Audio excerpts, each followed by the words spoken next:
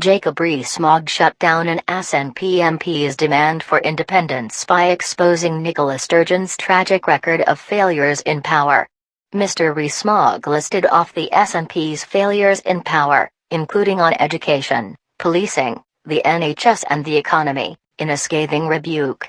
The remarks came in response to Tommy Shepherd, an SNP MP, who asked Mr. Rees-Mogg to clarify the Prime Minister's position on devolution.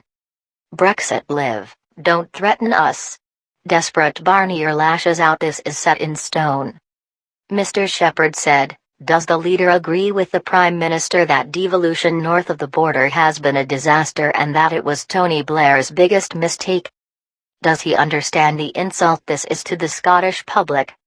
The Prime Minister may claim that he is referring to the SNP government, but that government only exists because the people of Scotland have voted for it, not once, not twice, but 3 times.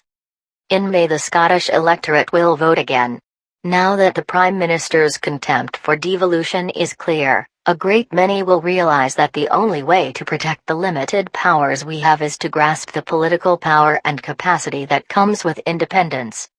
Mr. Rees-Mogg swiftly fired back by calling SNP's time in government as a tragic record of failure. He said that schools, the economy, policing, and the NHS had all suffered under Nicola Sturgeon. He said, as regards to what the Prime Minister said about devolution, let's look at the record of the SNP, because it is a tragic record of failures. Schools, once the pride of Scotland, has gone down under the SNP's reign. They have fallen to 15th in reading, from 6th in 2000.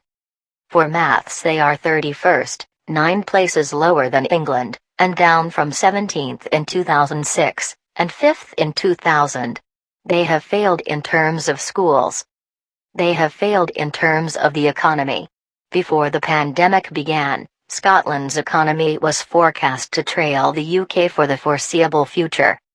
They have failed in terms of policing, with crime on the rise and fewer police on the street. He continued, before the crisis, the SNP were the ones causing the NHS to suffer. The £850 million spent on waiting times improvement plan was a failure. After years and years of SNP grandstanding on welfare, the SNP is failing to deliver on their own promises. The SNP's own ministers even had to hand back responsibility for one benefit to the Department of Work and Pensions. The failure of devolution is the failure of the Scottish National Party. This comes as opinion polls show a consistent lead for those supporting independence, ranging between 51 and 58% in polls.